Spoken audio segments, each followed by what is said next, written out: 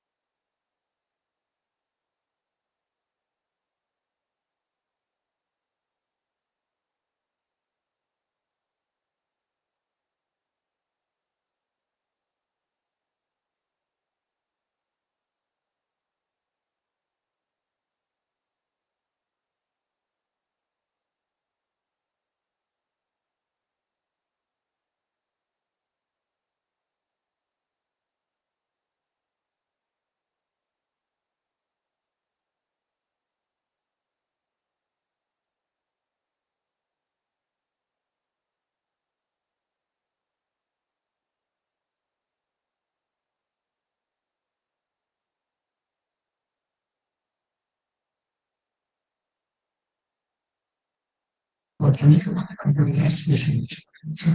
class, thank you for waiting. Where are we? Turbine, sige. According to our syllabus, actually, isang session lang tayo para sa turbines. Pero hindi natin matatapos to class. So, itutuloy natin to on next week. Sorry, not next week. It will be on the other week after the Holy Week. So, our next meeting will be on April 16th. We won't be having a meeting on April 9th. So, siguro i-mix up, itutuloy natin yung discussion ng ng turbines, then some exercises related to it, and introduction ng what we call fans or blowers.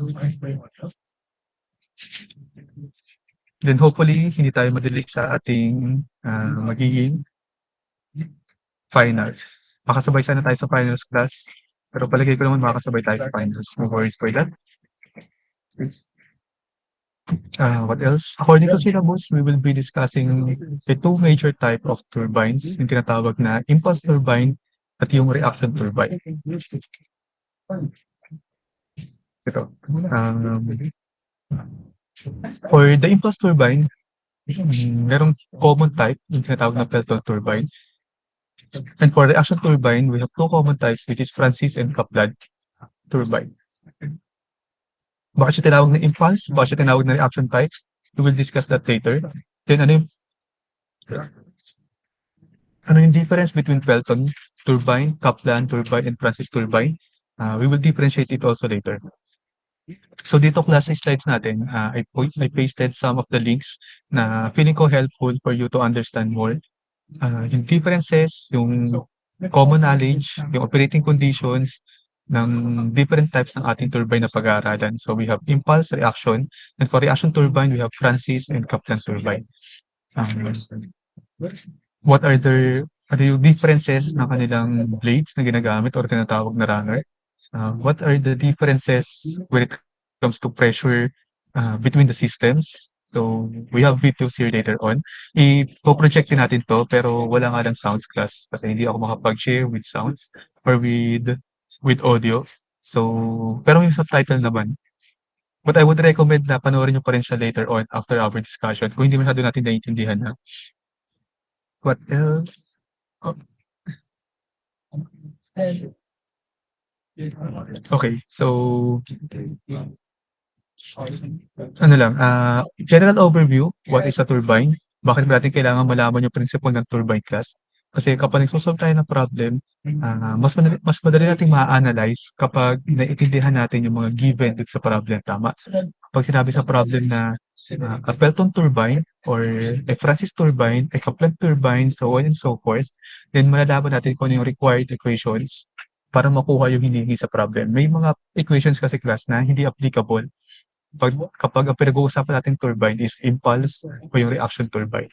So, kaya mas maganda malaman muna natin yung working principle niya, operating conditions ng ating different types of turbines para later on mas ma-analyze natin or mas madali nating ma-determine paano natin ma-solve yung mga hinihingi sa problem. Okay? So,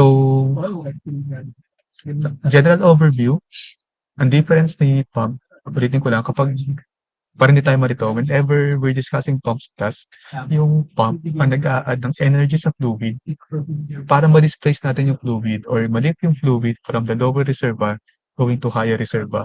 So yung work going inside the fluid is due to pump or nag-a-add tayo ng energy dun sa ating fluid using the pump.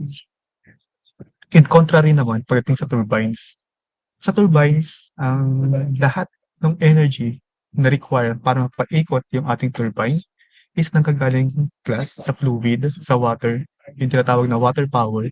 Kung sa pump is fluid power, dito water power yung tinatawag natin dito. So from the water power, yun ang magpapaikot ngayon ng ating turbine. So yung potential energy ng water from the reservoir or from our storage area, which is called reservoir or dam, once na binuksan natin yung gate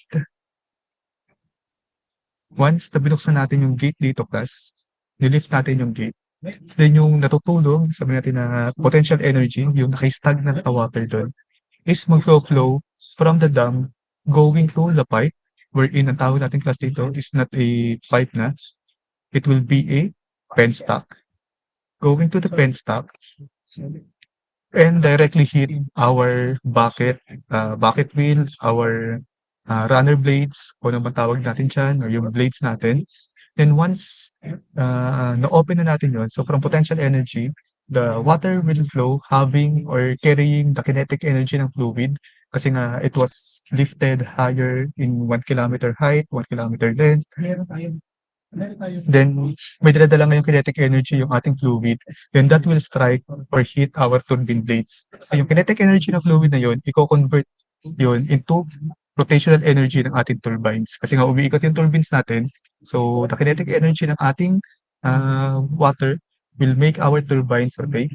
And that rotational energy, naka-attach yan sa generator, which will later on be converted into useful electrical energy pag dumaan siya sa transformer, dumaan sa distribution line. Pero hanggang na lang tayo class, hanggang output lang ng generator tayo dito. So baliktad tayo din sa pump ha.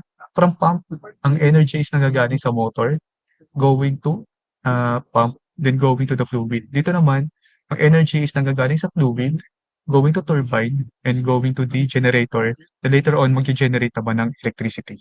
So medyo interesting, 'di ba? Kasi, ah, ito yung ating analysis.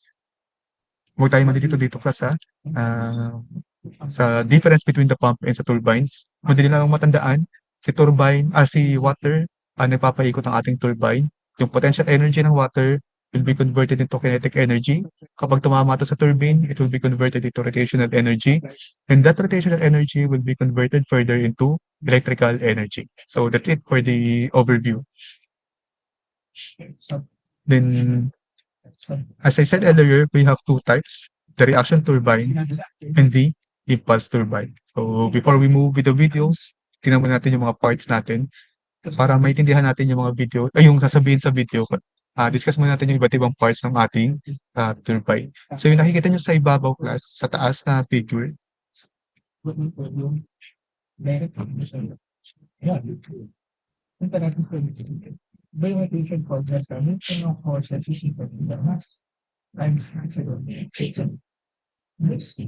so ito class is the setup of a reaction turbine.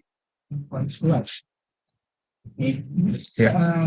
So may mga parts dito class na hindi available or makikita nyo lang talaga sa reaction turbine gaya ng draft tube, well, guide vanes, nasa ano lang siya, nasa reaction turbine lang siya. Hindi siya applicable pagdating sa impulse turbine. So, the impulse turbine class is yung nakikita natin dito sa baba. This is a setup or a general setup lang ng ating impulse turbine. Okay, let's move with the part involved ng ating turbines. Common sa kanilang dalawa yung tinatawag na reservoir. Well, common term reservoir naman is a large amount of water, large area of water. So dito tayo nag-i-store ng tubig. Actually ito yung large amount ng water na tumatama or dumadaloy later on sa penstock natin or sa pipe natin papunta sa ating turbines or runner blades. Then spillway, ang spillway natin class dito sa figure is this one class. So basically ano lang sa spillway, more on dito tinatapon yung mga excess water or labis sa tubig na hindi na pwedeng ibato sa turbines natin. So hindi siya dadaan sa penstock, may hiwalay na channel siya. So yun yung mga labis sa tubig or excess water lang. Actually hindi siya makaka-affect class sa performance ng ating system, pero inform na rin natin kayo para aware tayo na may mga ganun tayong parts pagdating sa hydroelectric power plant. Then we have what we call the dam. Ito yung concrete structure na nag-e-enclose dun sa ating reservoir or dun sa huge amount or vast amount of water. So, sa ating impulse turbine, this is our reservoir. This is our dam. Dito nyo rin makikita yung ating control gate. Then, for our reaction turbine, ito yung ating dam sa concrete structure. So, nag-e-enclose ng ating water.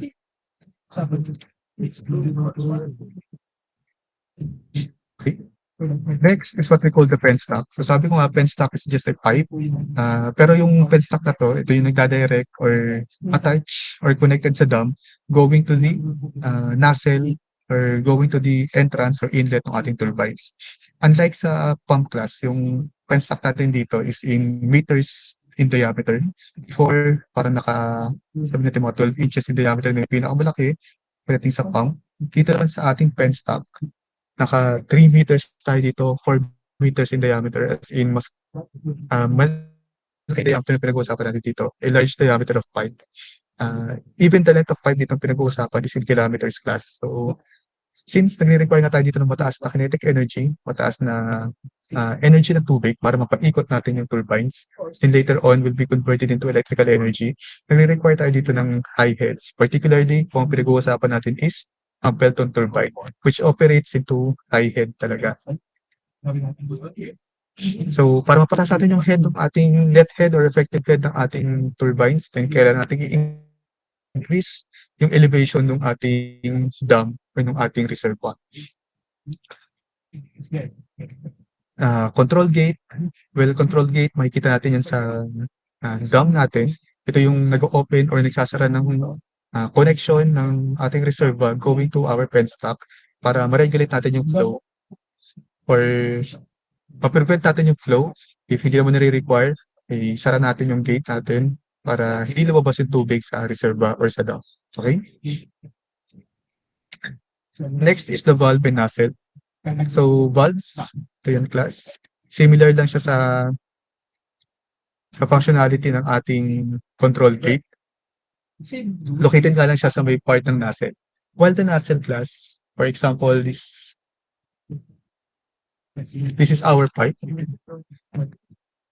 Assume nyo lang na this is extended 1 kilometer long. Then, yung nozzle natin class yung nasa dulo. So, ito yung magdadirect or ito yung magtatapon, ito yung magpo-provide ng direction ng water jet. Pag sinabing water jet ngayon, ito yung high force or high energy, high kinetic energy ng tubig papunta sa ating bucket wheels, papunta sa ating runner blades. Okay?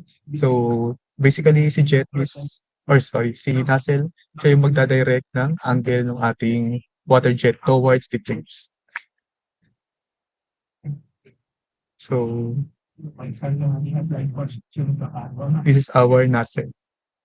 Siya yung nasa inlet class. Nozzle is nasa inlet ng ating turbines. Okay? Then, surge tank. Surge tank, hindi siya makaka-affect naman sa performance. I-calculate natin sa overall performance. Pero, importante si surge tank kasi piniprevent ito yung tinatawag na pressure rise in case magkaroon ng sudden valve closure or yung tinatawag na water hammer. Piniprevent ito na masira yung ating penstock or yung other mechanisms na meron pa dun sa ating penstock. Anong ginagawa niya and what is a water hammer? So, imagine class, the water coming from the dam, gaano kalakas yung velocity niya, di ba? Gaano kabilis yung gaano kalakas yung kinetic energy niya, gaano kalakas yung force or yung pressure na meron siya.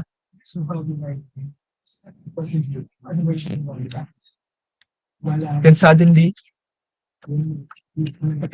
at the end ng ating nozzle, suddenly sinara natin yung valve. Then yung pressure na dala-dala ng ating fluid, yung kinetic energy na dala-dala ng fluid, palagay nyo saan siya mapupunta kapag binansinarahan yung ating valve. Then, it will be transferred, yung pressure na yun, yung energy na yun, it will be transferred to the surrounding area ng ating penstock. Tama? Then, sobrang lakas ng kinetic energy na yun, ano palagay nyo yung mangyayari? It can cause damages, it can cause destruction nga dun sa ating materials, dun sa ating penstock. And one way to solve that, and one way to prevent that, one way to absorb those pressure or kinetic energy is by installing surge tank. As you can see here, surge tank is open to atmosphere. So, ini-install siya para maiwasan natin yung tinatawag na water hammer. That will cause damage to our penstock later on. Okay? Tail race and tail water. So basically, class, tail water is just a discharge water. So after using the energy or after harnessing the energy ng tubig ng ating turbines, so once ma-harness na yung energy ng ating tubig ng ating turbine, then yung mga tapon na tubig na yon, yung mga discharge water na yon, idadirect siya papunta dun sa ating tinatawag na tail race. So tail race is the channel that carries water away from the hydroelectric plant. So siguro dadalhin siya into a river or into a natural flow ng ating water. Kasi hindi naman natin dinidisrupt yung flow ng water kasi nag-install lang tayo ng turbine dun sa falls, dun sa rivers, kung nasaan man yung ating location ng ating turbine. So, tail race is a channel that directs the flow of water from the hydroelectric power plant going to the natural flow ng water or going to the river. Then tail water, ito nga yung mga discharge water na tinatawag. Ang tawag na sa kanya is tail water. Then next is the draft tube. So draft tube, hindi niya siya makikita class sa Pelton turbine or impulse turbine. Pero makikita niyo siya o available siya sa reaction turbine. So draft tube is this part. Ito yung nasa discharge part ng ating turbine. So it's part of our turbine, reaction turbine. Makikita nyo yan sa Kaplan and Francis turbine. So ang purpose ni draft tube is to reduce the velocity down ng discharge water to minimize the loss of kinetic energy at the outlet. Later on sa video, malalaman natin kung ano yung functionality ni draft tube. Kasi draft tube class, draft tube, may effect yung kasi nga nagre-reduce tayo ng velocity dito eh. May effect yung reduction ng velocity, yung change in velocity sa inlet and sa discharge. May effect yung change in pressure sa inlet and the discharge sa total performance ng ating turbines. So isasama natin later on yung velocity difference dito sa dulo or dun sa end ng draft tube sa overall uh, energy equation or energy balance ng ating turbines. Okay? So once again, si draft tube is hindi available kay Pelton or impulse turbine. Makikita nyo lang ito sa reaction turbine kagaya ni Francis at ni Kaplan. So last term na discuss natin is what we call the guide or stay vanes. So makikita lang din natin ito sa reaction turbine. Si guide vane and stay vane is available only at reaction turbine such as Francis and Kaplan. So it is used to convert a part of energy of the fluid at its entrance to the kinetic energy, and then to direct the fluid to the runner blades at the angle appropriate to the design. So ang functionality daw ni guide vanes or stay vanes, hindi nyo siya makikita dito class. Pero meron siya dito meron tayong video later on para makita si guide vane or stay vane. So it is used to direct the fluid on the runner blades at the angle appropriate to the design, and used to convert a part of the pressure energy of the fluid at its entrance to the kinetic energy. Okay?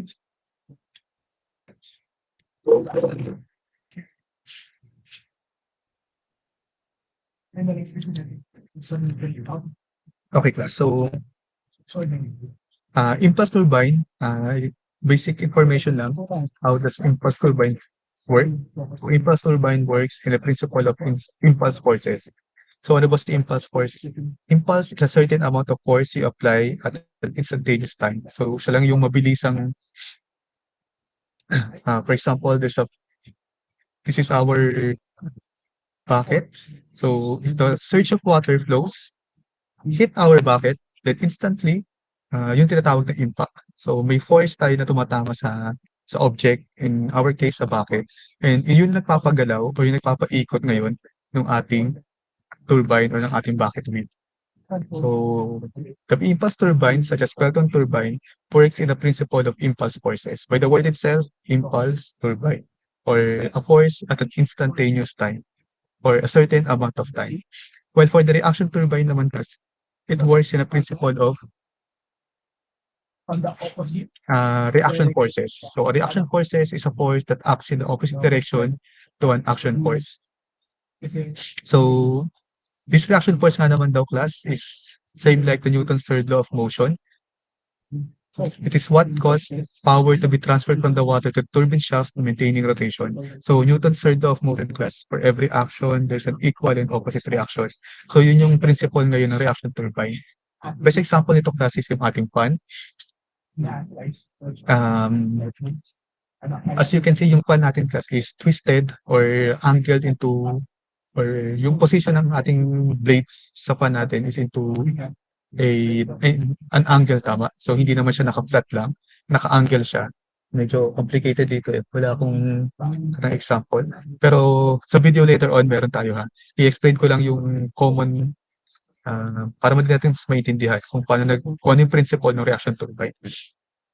So yung fan natin, once yung fluid or yung air hits our fan, di ba?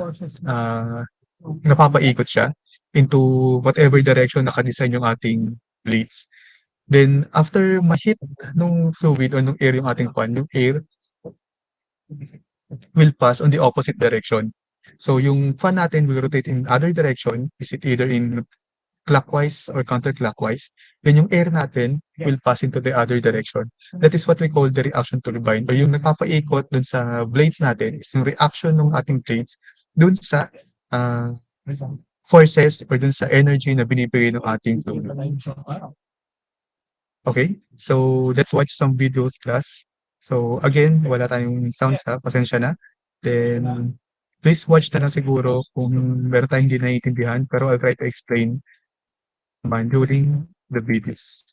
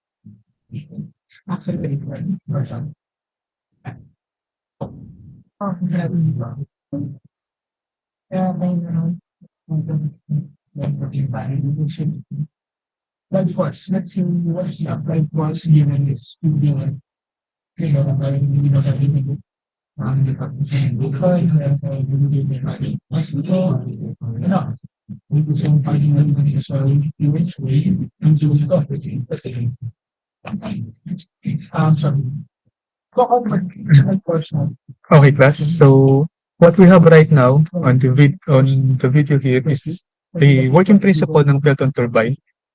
Sa Pelton turbine, medyo easy approach lang. Madali lang tong ma-recall, madali lang ma-analyze.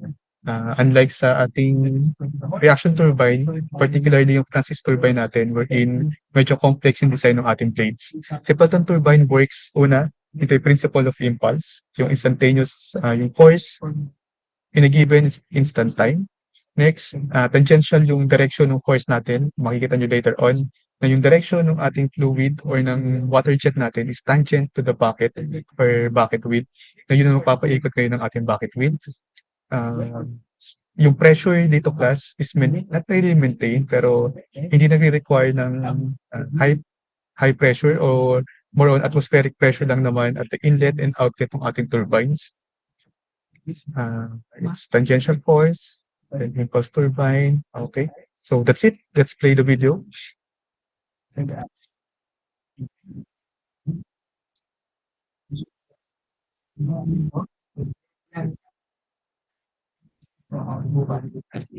So for Pelton turbine, nag-require daw siya ng high head and low flow rate. High head, bakit? Kasi it works nga in the principle of impulse or impulse forces, meaning yung potential energy ng fluid will be converted into kinetic energy.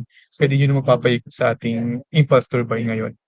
So the higher the head, the higher the elevation or the higher the head nga ng ating system, ng ating water, then the higher the kinetic energy na mapuproduce natin dito.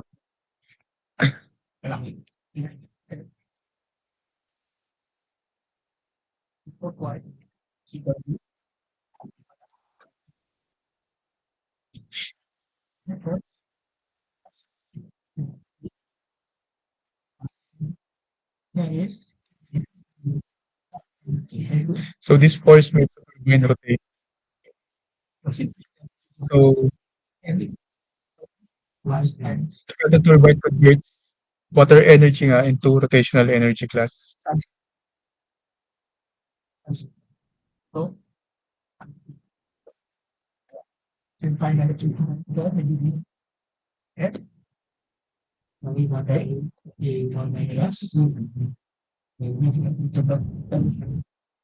I-forward ko lang class ha. This is not necessary naman.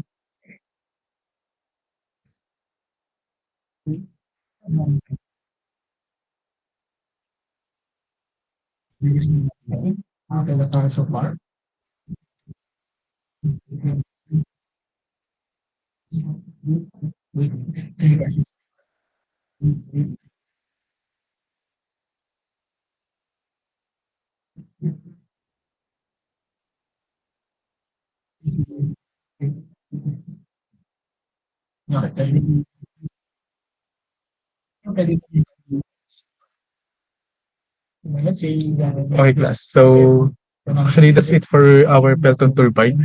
I still have one video here for Pelton turbine. However, wala nga lang siyang subtitle. Kaya I would recommend na panoorin nyo na lang sa bahay or pagkatapos ng ating klase. So, ito hanggang dito lang kasi yung pinanood natin na for impulse turbine or Pelton turbine. Yung nasa baba, please watch it. Please find some time na mapanood natin 'to. So, medyo helpful naman 'to para mas madali nating ma-analyze yung working principle ng Pelton turbine. Okay, so let's watch the reaction turbine muna class.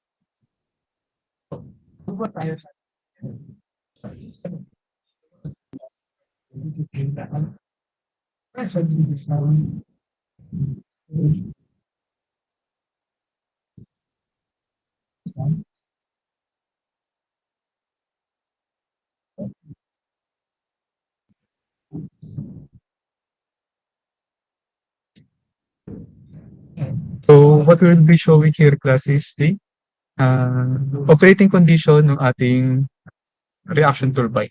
So, makikita niyo dito na may dalawang klase ng reaction turbine, yung Francis turbine and the Kaplan turbine.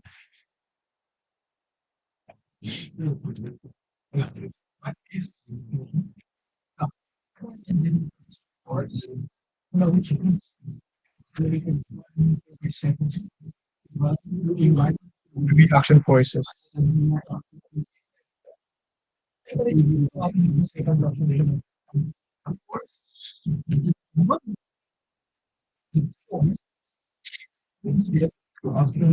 So, the first set ng blades na naka-fix daw, yun yung tinatawag na stay vane or guide vanes class na available lang 'to sa reaction turbine. Hindi niyo 'to makikita pagdating sa impulse turbines.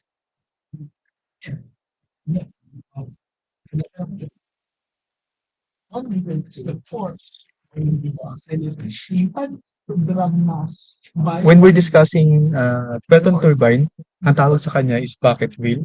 'Di ba kasi mukhang bucket yung sa Pelton. While for the reaction turbine, ang tawag sa kanya is runner blades.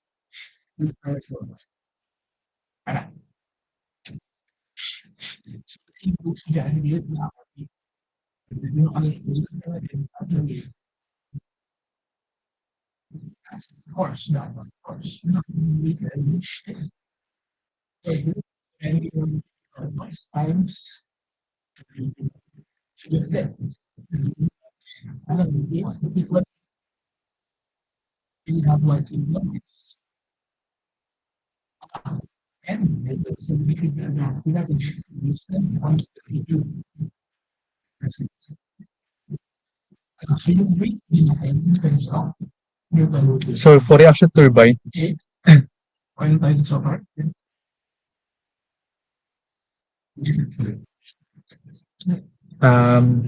nare-require sa reaction turbine yung closed casing kasi there's a partial change in pressure daw, partial change in velocity.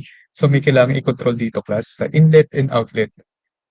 However, pagdating sa Pelton turbine, yung casing na ginagamit dito will not affect the performance ng ating Pelton turbine.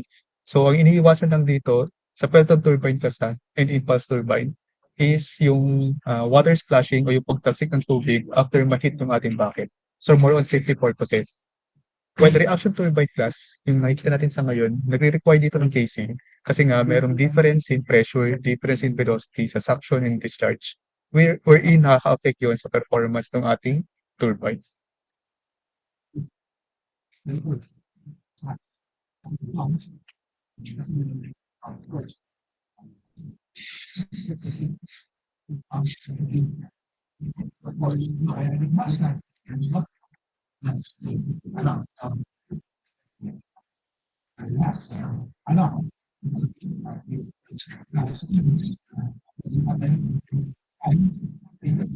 And high discharge.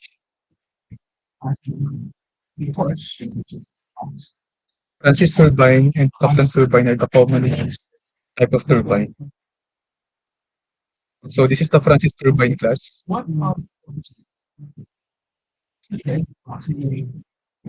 Draft tube.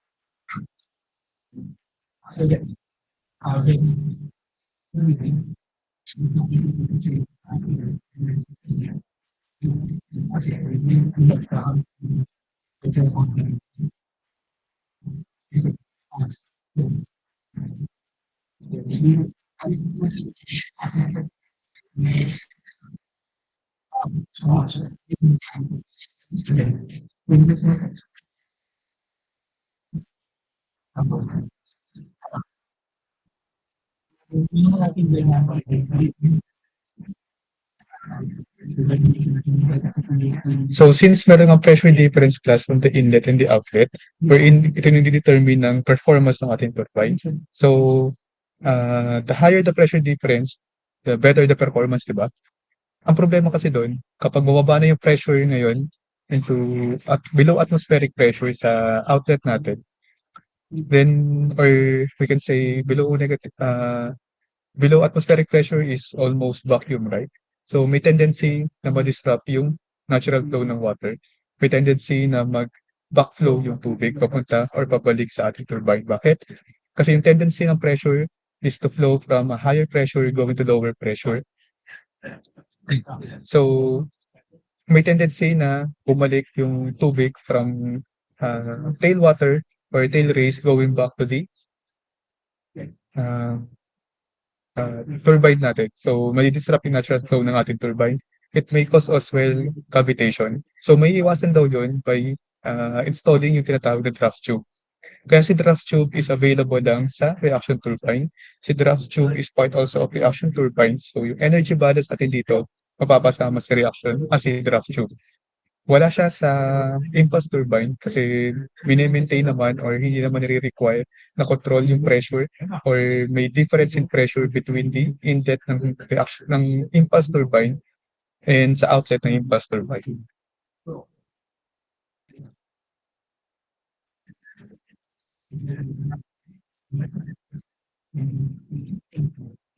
A draft tube, it is draft tube.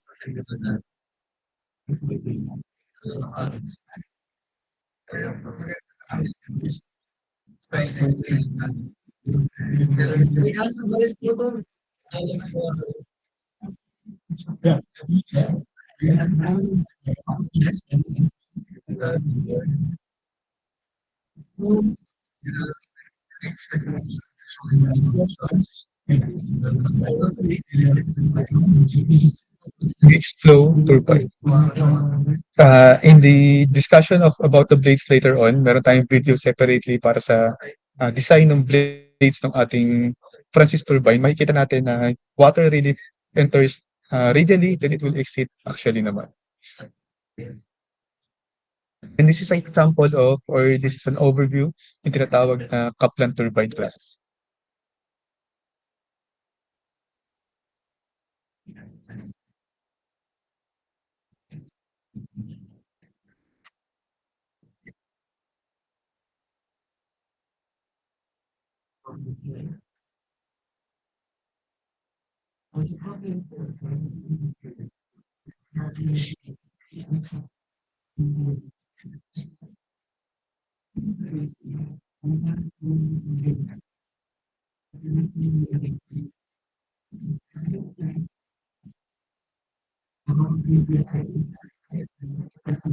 So for reaction turbine so for Kaplan turbine class, this is a pure axial flow type. The water will enter that actually. It will leave actually as well. Meron din tayong video separated or dedicated para dito sa design ng ating blades para sa Kaplan turbine. Na makikita natin na axial, both of them, pumapasok yung water actually and it leaves actually as well.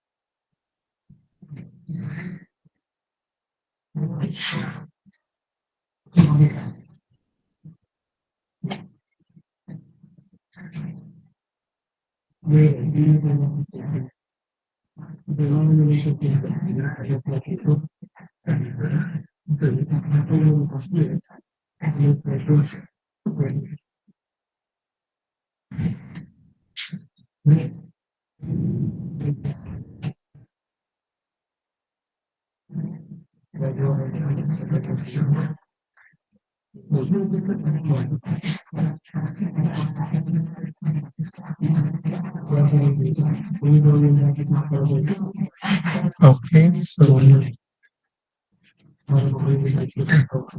what we're going to show you right now, class, is the design ng blades or ng runner blades ng ating Francis turbine.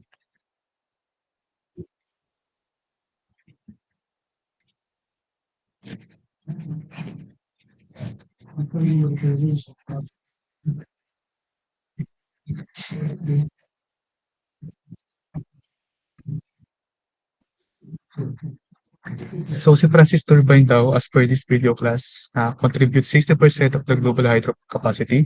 So mostly widely used siya or most commonly used. Kasi later on, the following slides, meron tayong comparison. We were going to compare the Francis, the Kaplan, and the Pelton turbine. Makikita natin na medyo versatile talaga si Francis turbine. It will work on a different or more on a wide range ng variety such as it can work on a medium head, medium discharge. Unlike kapag kay impulse turbine na nagre-require to ng high head and low discharge. Kay Francis turbine nagre-require ng high discharge and low head. Pero kapag kay Francis turbine tayo, nagre-require lang siya ng medium head and medium discharge. May mga point pa nga sa graph or sa chart na nag-o-overlap si Francis turbine kay Pelton and si Francis turbine kay Kaplan turbine. So mas applicable, mas maraming ah, function, mas maraming parameters, mas maraming scenario na pwede mong gamitin si Francis turbine. Yes?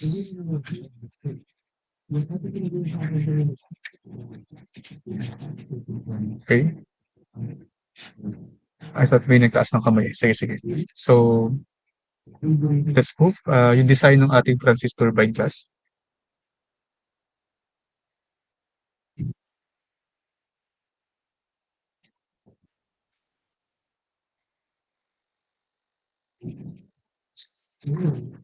So, yung runner niya o yung blades ni Francis turbine, medyo complex to. Uh, i-compare natin kay impulse turbine wherein bucket shape lang siya, di ba? Then tangential yung force. Once it hits, iikot na kagad si runner blade. Kay Kaplan type din wherein axial naman yung flow. This Francis turbine is a mixed type. So, kung sinabing mixed type, meron siyang axial and meron siyang uh, radial. Again, Francis turbine is a combination also of impulse and reaction turbine. So talagang nasa in between natin or in between those three itong si Francis turbine class.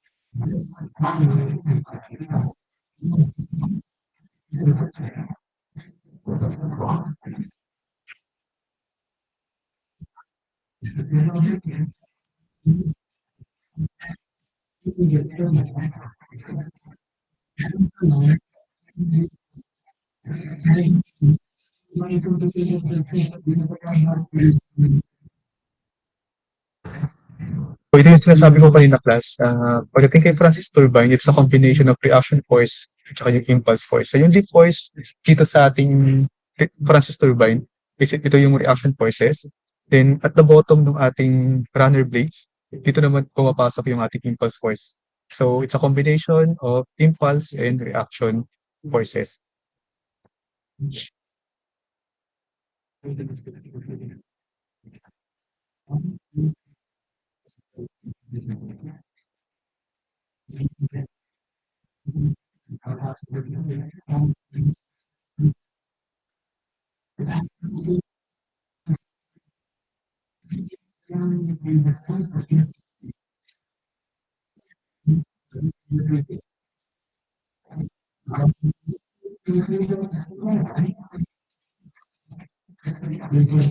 So again, si Francis turbine is a mixed flow turbine. Since the water enters radially and exits axially, it's a combination of uh, reaction type and impulse type turbine. Okay. Last class, last video to watch is designed for our Kaplan turbine.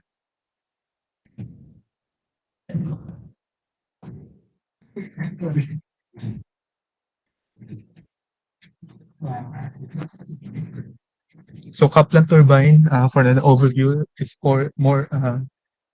It is purely a reaction type. It is a pure axial type turbine class.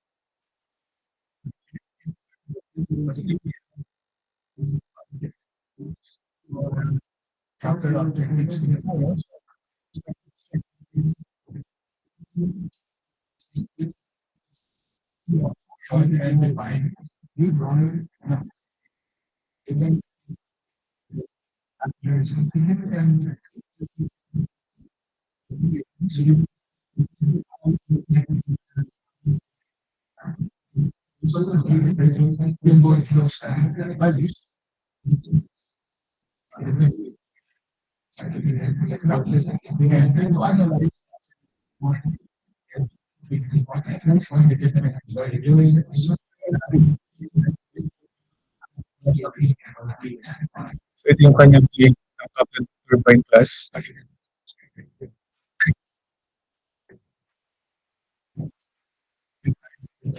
So that force, the reaction forces ng water.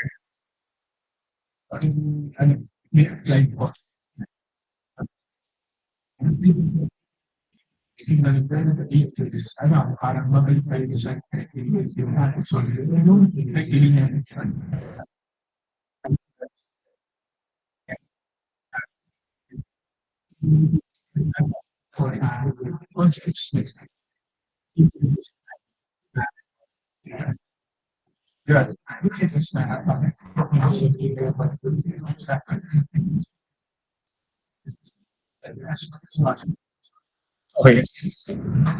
So that's it class. Please watch the rest of the video. Meron pa nga tayo isang video na hindi na itama dito. Kasi nga wala siyang subtitle.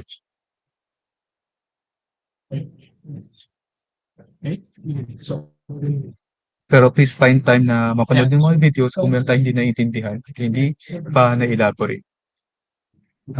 What else? Let's move to the important formula siguro.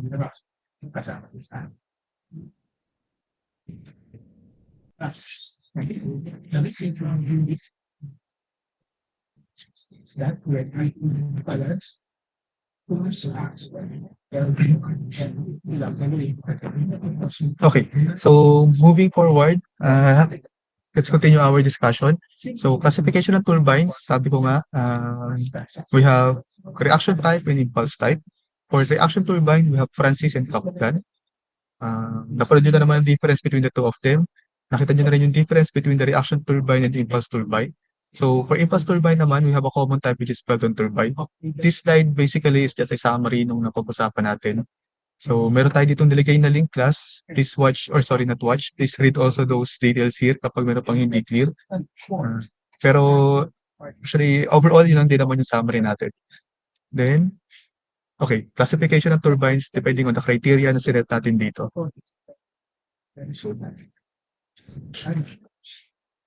So, I made a summary based pa lang dun sa presentation, based pa lang dun sa videos natin. and other references para ma-differentiate natin yung three types of power turbine, which is Pelton, Francis, and Kaplan. So for the criteria, consider natin yung type. We know that Pelton turbine is an impulse. Francis turbine, as explained kanina sa video, is a combination ng reaction at saka ng impulse. While Kaplan is pure reaction type of turbine. Depending on the direction daw ng water that will flow through the blades, si Pelton turbine is a tangential type kasi nga tangent yung flow ng ating water jet papunta dun sa bucket. Tama? It's just straight na magpapaikot ng ating bucket or ang ating bucket wheel. For Francis turbine, is a combination ng radial and axial flow. Medyo clear yun sa second to the last video na napanood natin, yung pinakita na yung ating design ng ating runner blades. While for Kaplan turbine, it's more on or purely axial lang. So the water enters axially and the water will leave axially also. For the head required and the flow discharge required to operate a Pelton turbine, so it requires a high head, usually 250 to 1,000 meters, while the volume flow rate for the Pelton turbine is requiring a low volume flow rate lang. Well, for Kaplan turbine, yung ating axial flow, it requires low head of 10 to 70 meters, while, however, it requires a high volume flow rate. And the Francis turbine, as I said earlier, siya yung in between the two of them. So it will require only medium head, at the same time, only a medium flow rate yung kailangan ni Francis turbine. So type of energy, almost hindi mo sila nagkakaparehas. Yung static, almost hindi sila nagkakaiba, sorry. So for the type of energy naman, sa Pelton turbine, yung static pressure ng fluid natin sa reservoir will be converted into kinetic energy, then so on, will be converted into mechanical energy or rotational energy.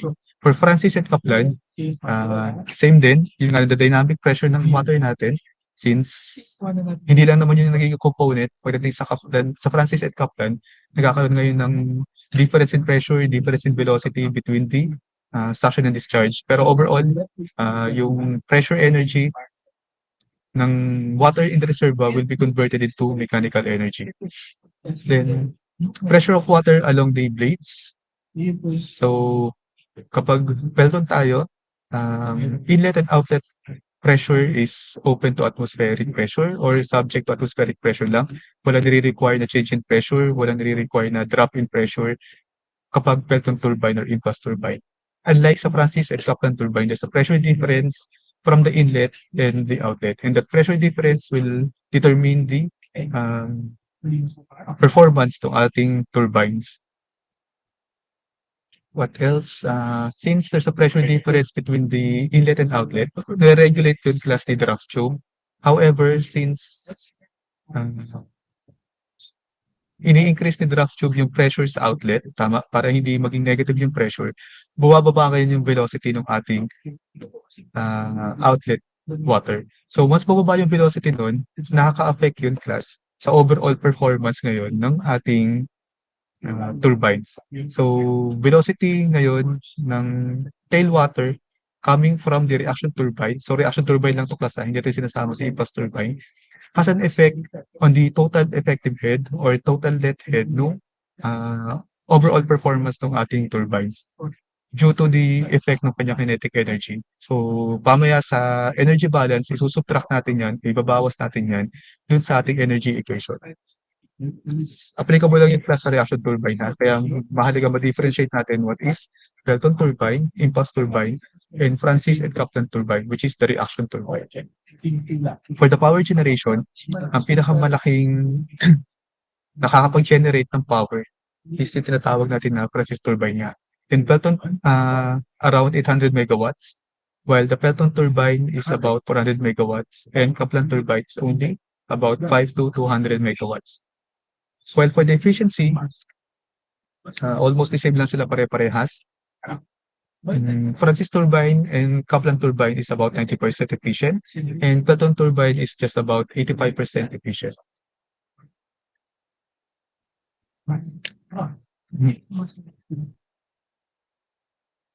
Okay. So, during the discussion ng ating pumps class, na-discuss natin yung tinatawag na performance curve.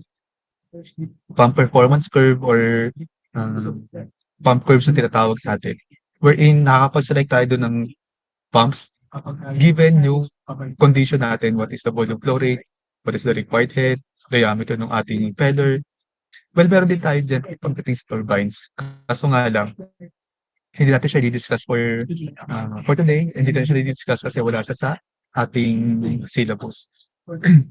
I-overview lang, papakita natin na may way makapag-select ng pumps, makapag-select ng turbines depending sa required natin na volume flow rate and depende sa required natin na total effective head. So as you can see in our curve, yung area na nasasakupan ng ating Francis turbine is masyadong malaki compare sa area na nasasakupan ng ating Pelton and ang ating Kaplan turbine. Excuse, meaning mas malaki nga yung flexibility, mas flexible si Kaplan turbine depending on the given situation. It can be used on a higher, not really higher, but as you can see here, almost nag-overlap ng performance si uh, Francis turbine tsaka si Kaplan turbine. And merong overlapping din ng performance si Francis turbine and si Pelton turbine. So kaya mas widely used si Francis turbine between the three of them. We can also select we can also select the type of turbines, the type of blades na gagamitin natin using the parameter called the specific speed. So yes, the same siya kay pump wherein meron din tayong specific speed na kino-compute. At ang intention natin dito or objective natin dito is for us to select the um, right blades, right design ng blades natin using yung parameter na tinatawag na specific speed. Pero magkaiba sila ng equation class. Pareho din sila ng function and purpose. I-discuss natin yan later on, yung mga important formulas to remember. Okay, so important formulas, mag-start muna tayo sa energy balance. In energy balance, ang objective natin dito is to determine kung pump tayo, total dynamic head, pero hindi na tayo gagamit ng TDH. Ang gagamitin natin dito yung tinatawag na net head or the effective head. So kapag turbines plus net head or effective head yung term na gagamitin natin dito. Then same pa din, once na-determine natin yung net head ng ating turbine, and that will be converted into fluid power or the water power, then that water power will be converted into uh, generator output. Then yun yung magiging final answer natin or yung final na hinahanap na ibabato natin ngayon sa transformer para maging useful energy siya. Okay? So, from the start, ang kailangan natin makuha muna is yung net head or yung ating effective head class. I-zoom ko lang muna dito sa figure. So, later na tayo mag-energy balance. Pakita lang muna natin yung figure natin. So, based from the figure class, ang meron na tayo dito ngayon is yung ating Pelton turbine or impulse turbine. Nakalagay naman siya dito. Impulse turbine. Meaning, the energy equations, the net head or the effective head for the impulse turbine is different class sa net head or effective head ng ating reaction turbine. Kaya pag nilagay sa problem, determine the blah blah blah, so on and so forth of an impulse turbine, kung pinapahanap sa atin ng effective head, then iba yung magiging formula ng effective head para sa impulse, iba magiging formula ng effective head para sa reaction turbine. Okay, so what we have here is yung elevation at point A, yung top ng ating reservoir, denoted by the head race. So kapag pala ang pinag-uusapan natin is reservoir, elevation ng reservoir, ang term natin dito ngayon is head race. Meron din tayong tinatawag na tail race. Ito yung discharge water nga ng ating turbines. So kapag impulse turbine tayo plus, hindi natin sinasama yung or hindi tayo nagkakaroon ng energy balance dun sa outlet or sa discharge ng ating turbine. Ang gagamitin nating energy balance ng class, as you can see, we have point A and point B lang. Ang point B natin, ito yung nozzle lang natin. I'll show you the photos.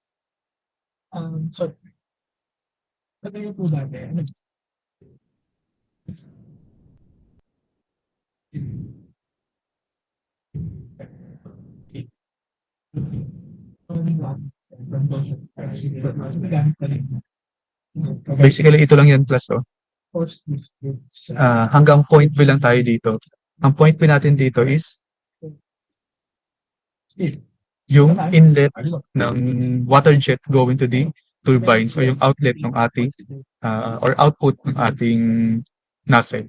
So hanggang doon lang yung energy balance natin pagdating sa Pelton turbine. Bakit? Kasi ang kailangan natin makuha class is yung kinetic energy na dala-dala ng tubig, dala-dala ng ating water jet papunta sa ating impulse turbine. So makukuha natin yun kung mag-energy balance lang tayo from point A going to point B lang. Hindi natin sinasama dito yung discharge ng ating uh, or yung output or discharge ng water going to tail race. Energy balance ating class will be from point A going to point B lang or from the top of the reservoir going to the output ng ating nacelle or ng ating water jet. Okay, what else? Ano pang nakikita natin dito? Velocity at point A is equivalent to 0 daw. So, VA squared over 2G is equivalent to 0. Bakit? Kasi from the top ng reservoir natin class, there's no movement of water. Kung meron man, negligible na yung velocity natin doon. Wala tayong velocity sa taas, walang mini-maintain na speed ng fluid sa taas, di ba? Naka-potential energy lang siya as in 0. Then, what else? Okay, gross head. So, yung gross head natin class, equivalent siya sa ating elevation at point A. The same lang sila dito ng level. So, HG or H sub G or ating gross head is equal lang sa elevation at point A or sa elevation ng head race. Since hindi natin sinasama sa energy balance yung ating tail race, ang ating reference line lang dito class is hanggang sa ating nacelle or up to the end ng ating penstock or until the entrance ng nacelle going to the impulse turbine. So that is denoted by C sub A, yung elevation natin going to the point P. Okay, so based from the graph, based from the figure class, our effective head denoted by H sub E is equivalent to gross head minus the friction losses. Ito lang yung class. So gross head minus the friction losses is equivalent to the effective head. Okay? We also have the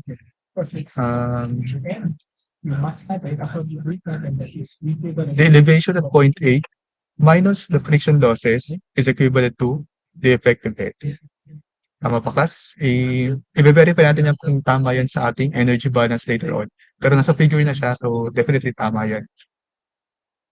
Then whenever yung fluid o yung water natin passes through the penstock, ito yung class, dumadaan tayo sa penstock, kilometer long of penstock, kilometer long of pipe, then definitely meron tayong tinatawag na friction losses or H sub F. Okay?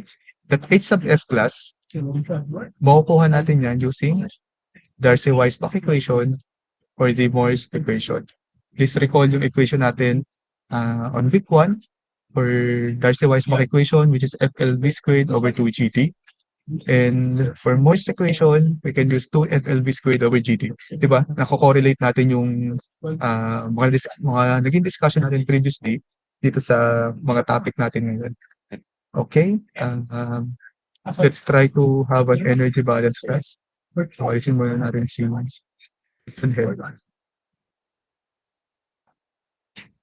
confirm natin kung tama ba yung lagay dun sa ating figures at the right.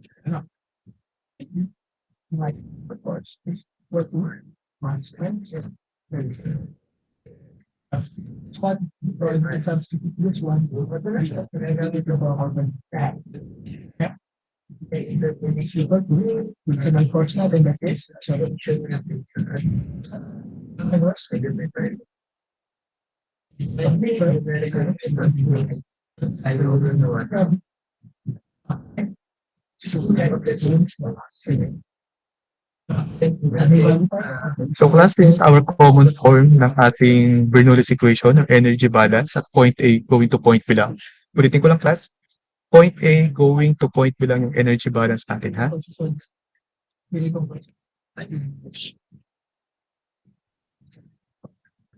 So from point A going to point B lang.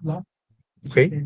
Hindi natin sinasama dito yung ah, discharge ng fluid after the turbines. So from the reservoir lang, at the top ng reservoir, hanggang sa dulo lang ng ating nozzle.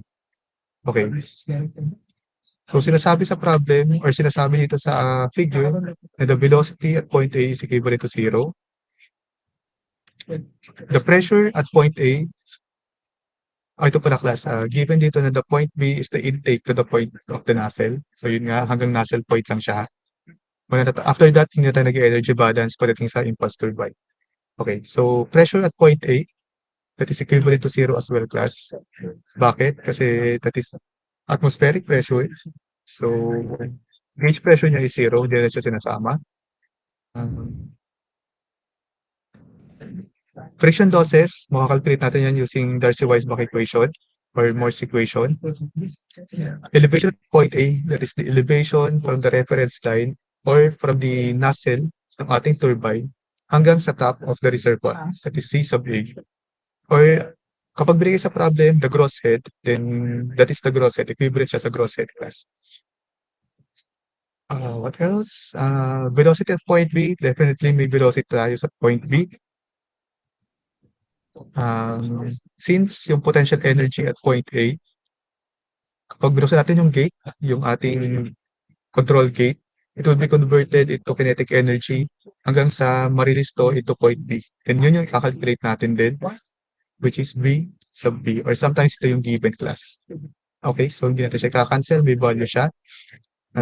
Pressure at point B, even though sinabi nung mga videos natin nung una, na atmospheric pressure lang naman ang mini-maintain sa inlet ng ating turbines, even around the bucket wheel and even paglabas ng ating turbine, atmospheric pressure lang siya. So, pwede natin siyang i-zero class, pero for now, wag mo natin siyang i-zero kasi what if nagbigay ng pressure sa problem, then we can substitute the value here pala. Pero kung wala namang binigay sa problem, hindi sabi sa problem na may mini-maintain na pressure at point B, then we can say this is 0 as well. Pero for now, let's keep it as it is. Then elevation at point B class, that will be 0. Kasi ito yung reference line na natin, the nozzle part. So, 0 na rin siya. Tama. And let's rewrite the equation, removing those 0 values.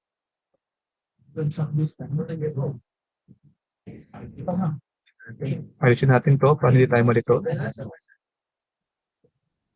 Then it will give us C sub A minus HF is equivalent to VB squared over 2G plus pressure at point B over the specific weight ng water.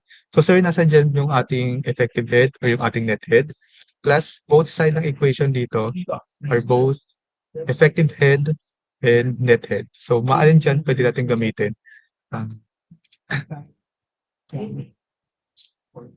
Ito yan. The left side of the equation denoted by effective head as H is equivalent to the elevation ng ating head raise o ng reservoir natin with reference to our nozzle or point B minus the friction losses. Equivalent din siya class since our Z sub A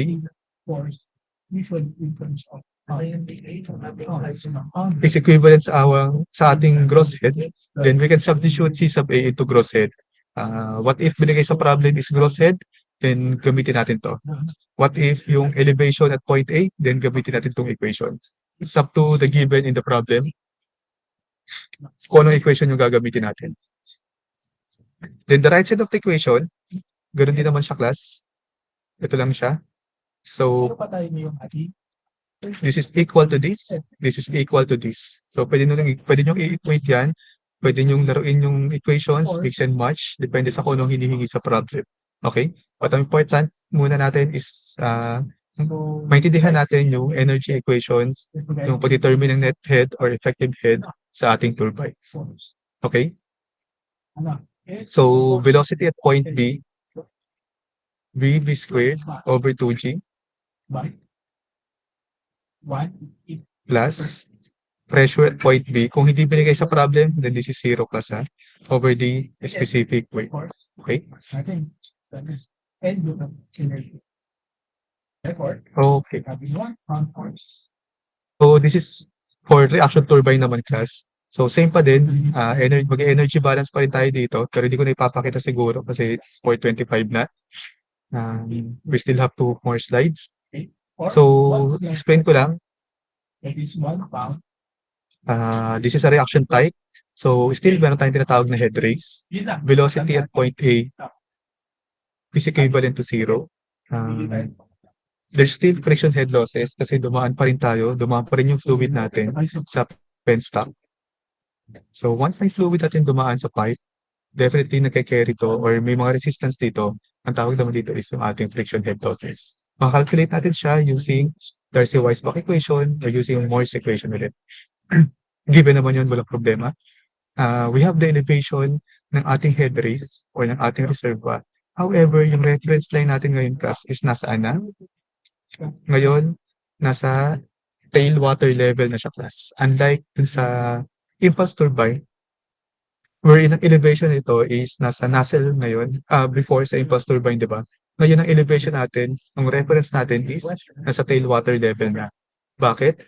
Kasi i-consider natin kasi ngayon yung effect ng velocity ng tailwater, yung discharge velocity ng tailwater, may effect na siya ngayon sa ating effective head due to sa kinetic energy na dala-dala ng tailwater. So, later on, isusubtract natin yan sa equation natin. Diba, we have the initial equation from sorry. We have the initial equation E sub A minus H sub F and V squared B over 2G plus PB over the specific weight. Since meron ng effect ngayon, yung velocity ng lumalabas sa ating pump, sa ating turbines, VT squared over 2G, isusubtract natin ngayon, ibabawas natin ito ngayon sa ating gross head or dun sa right side ng equation para makuha natin yung effective head. So, si gross head pa rin plus, ay equivalent pa rin naman siya kay C sub A or sa ating head raise elevation. Okay? What else? Yung makikita natin dito. Effective head, as you can see here, is equivalent to gross head or our elevation, head raise elevation, minus the friction losses, minus the tail raise velocity or VT squared over 2G. So, ang makukuha natin dyan si effective head or our net head. Okay, so yung ating equation para sa net head or effective head for the reaction turbine class, again, magkaiba sila ni impulse turbine at ni reaction turbine. Tail water velocity. So, this is our equation. Net head or effective head on the left side of the equation will be gross head minus the friction losses. Then, ibabawas lang naman natin si tail water velocity or kinetic energy or velocity head due to the tail water velocity. Si H sub G is equivalent din kay elevation ng head race. So, we can rewrite the equation like this. So, elevation static head or the elevation head ng ating head race, ng ating reservoir, minus the friction head losses, minus the tail water velocity or the velocity head due to the tail water velocity. This will be the right side of our equation.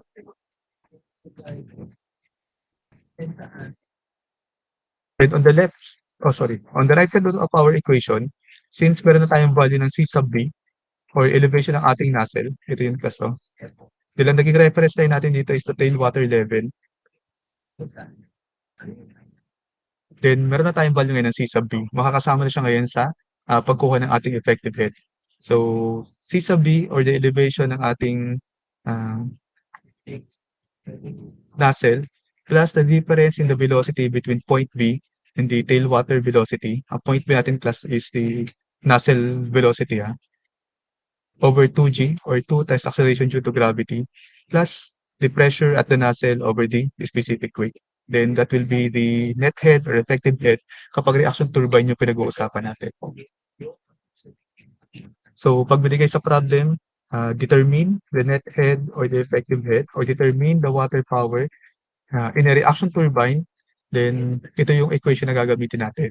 In which iba siya class kapag binigay sa problem, determine the net head or effective head of an impulse turbine.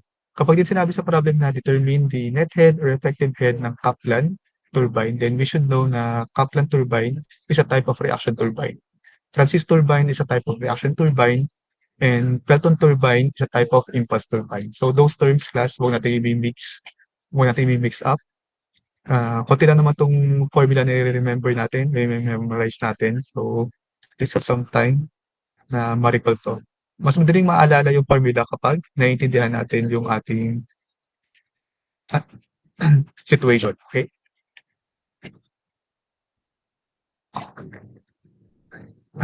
Bilisan na lang natin class.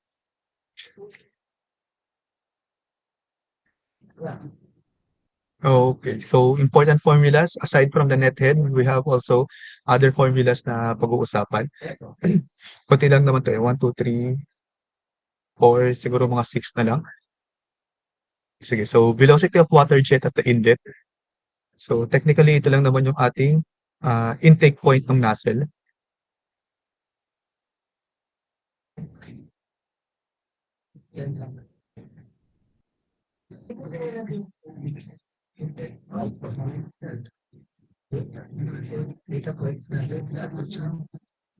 So velocity of water jet at the inlet, technically class ito lang naman yun, yung velocity dito sa nozzle part natin. Ano yung velocity na hinihingi dito. So it is equivalent to the coefficient of velocity multiplied by the square root of 2gh. Coefficient of velocity usually given as 0.98 to 0.99. Pero pag hindi siya binigay sa problem class, then let's assume this is 1. Then rewriting the equation, velocity at the inlet or velocity of water jet is equivalent to square root of 2gh lang. Water jet natin class, ito yung water na lumalabas sa ating nozzle directly towards the bucket or bucket wheel ng ating turbines.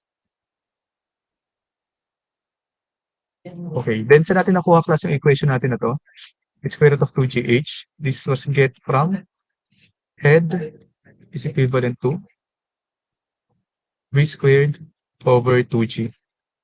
Tama? So to determine the velocity, we just multiply 2gh and raise it into 1/2. So ano yung gagamitin natin ditong head class? Nilagay ko na dito net head, pero let's take this.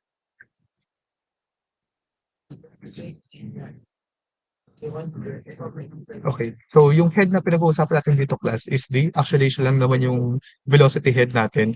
Hindi pa talaga si total head or si net head or effective head. Pero paano kung binigay kasi sa problem as the pressure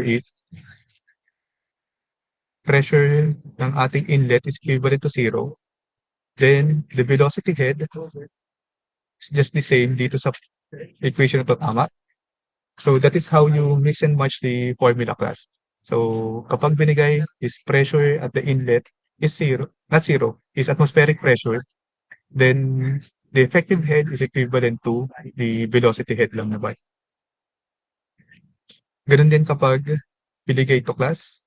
So ang kukunin natin dito is the effective head, hindi yung gross head, okay? So ima-minus mo natin yung friction head losses to the gross head, then saka natin makukuha si velocity head using this effective head. Next is the penstock efficiency. So for the penstock efficiency class, straightforward naman yung approach dito. It is the gross head minus the friction head losses divided by the gross head. So parang bine-verify lang dito is gano'n na ba ka-efficient yung ating penstock?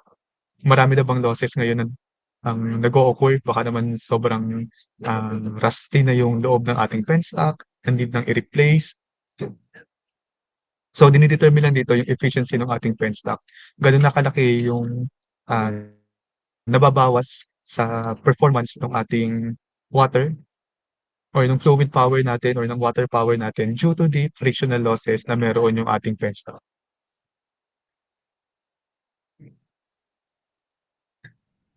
Next is the fluid power or the water power. So, kung titingnan natin, almost the same siya, actually exactly the same pala siya sa fluid power ng ating, pump. So, madali lang siya ma-recall or ma-remember. Specific weight multiplied by the volume flow rate multiplied by the net head on the turbine. Ang challenge lang dito class is to determine yung ating net head ng turbine or yung ating effective head na made-determine natin yan by analyzing muna yung problem, ano yung hinihingi, is it reaction turbine or impulse turbine? Then applying the equations na napag-aralan natin, we can determine the net head or effective head in which later on magagamit natin siya into fluid power.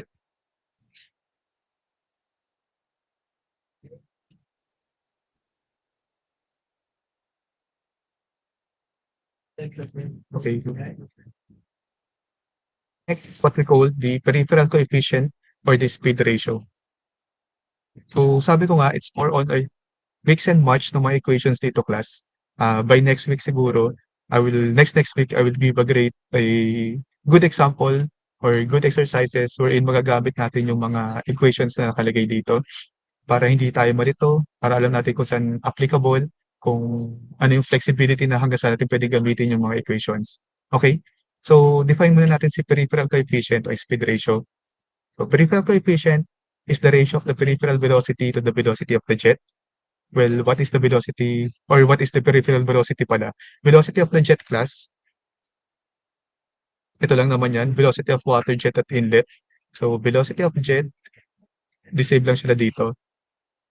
So 'di ba halos magkaka-connect yung ating formula class. So it's either binigay sa problem si speed ratio or peripheral coefficient or ito yung hahanapin natin yung peripheral coefficient or speed ratio.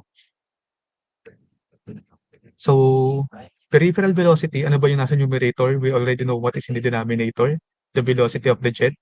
Siya yung velocity ng water inlet natin or water jet natin papasok sa ating turbine. Then what is the velocity of the runner na tinatawag or peripheral velocity? It is the speed that a point in the circumference moves per second. So class, usually kapag pinag-uusapan natin yung rotational speed, 'di ba? RPM siya, revolution per minute. So velocity of the runner naman or peripheral velocity is exactly the same lang siya sa rotational speed in RPM. Yun nga lang, it is denoted into linear meters. So it will be in meters per second. So rather than revolution per minute, that revolution per minute, i-convert natin yan into meters per second or linear meter per second. So ang equation natin dyan is to pi dn or 2 pi 2 pi Rn. Okay? So, ang N natin dito is the rotational speed ng ating turbine. Diameter here is diameter ng ating runway. Okay. So, more on, kinukuha lang natin yung rotational speed and converting it into meter per second per linear meter per second class.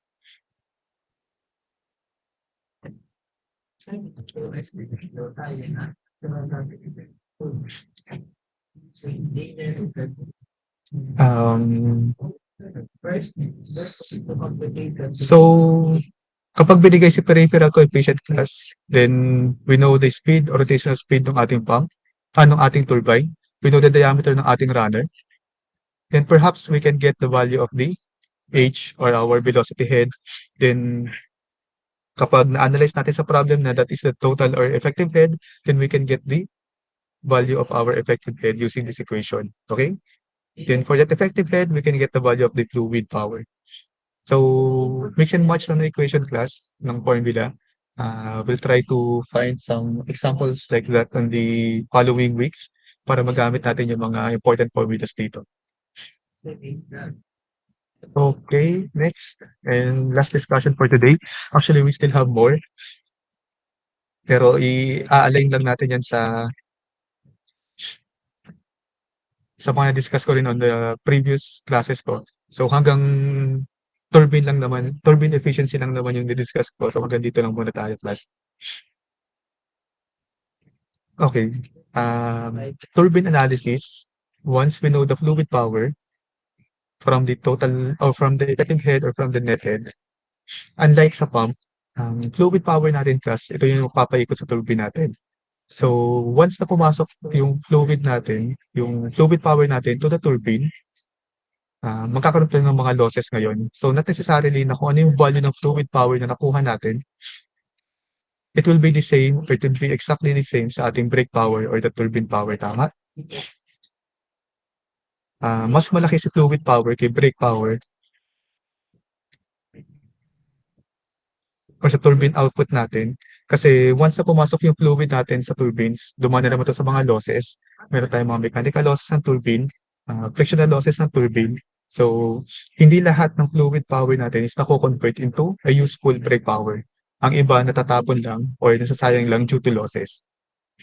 So, once yung brake power natin or yung turbine power natin, since nakakouple yan sa ating generator, that brake power will be converted or will be harnessed into generator output. However,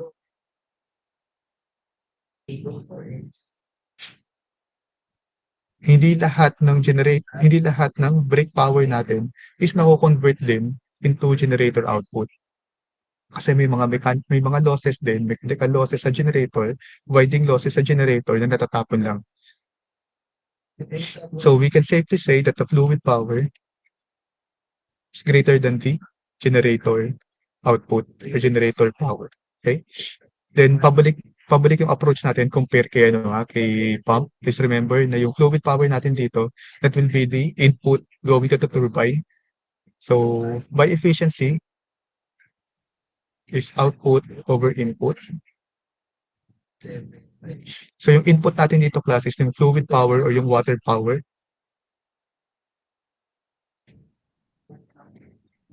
Then ang output natin class is the generator output.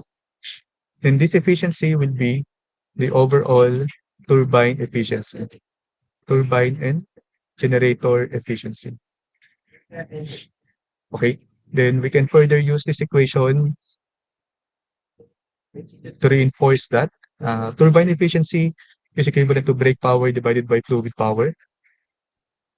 Yung fluid power natin yung input class, and yung brake power natin yung output. Then for turbine output, we know that this part is equivalent to fluid power. Then multiply lang natin sa turbine efficiency. Multiply natin yung turbine efficiency, we can get the turbine output or the brake power. Okay? Then ganun din sa generator efficiency. Generator efficiency is equivalent to generator power over brake power. This is the input to the generator, and this is the output of the generator going to the transformer and distribution. So we can use this equation class. This part is the fluid power multiplied by the efficiency ng turbines and efficiency ng ating generator or the overall efficiency. Okay? So, yung slide natin na to class is nakashare na naman sa inyo sa classroom. Please take a look kung meron tayong hindi naiintindihan. Then you can message me kung may clarification kayo or you can do some group studies. So for now, hanggang dyan lang muna yung discussion natin. Pero meron pa tayong mga succeeding discussion regarding turbines. Then isasama natin next week or next week, next meeting natin, yung mga exercises related to formulas or important formulas ng turbines. Then last discussion natin ng turbine class, yung tinatawag na velocity triangle. May mga details ako na delete dito class. Kasi nga baka malito lang kayo. So i-explain ko naman siya by our next meeting. So nakalagay din siya class sa ating syllabus, kaya kailangan din natin siyang ma-discuss. Ang significant ng velocity triangle class is to determine yung effect ng design ng blades ng ating turbines. Is it either Pelton turbine, kung siya man is bucket wheel, or yung ating runner blades. dun sa overall performance, overall system performance ng ating turbines. So may kukunin din tayo dito ng mga work done na efficiency based from sa design ng ating wheel or sa angular design, sa velocity nung setup ng ating jet and ng ating wheels or ng ating buckets. Okay? So class, thank you for attending.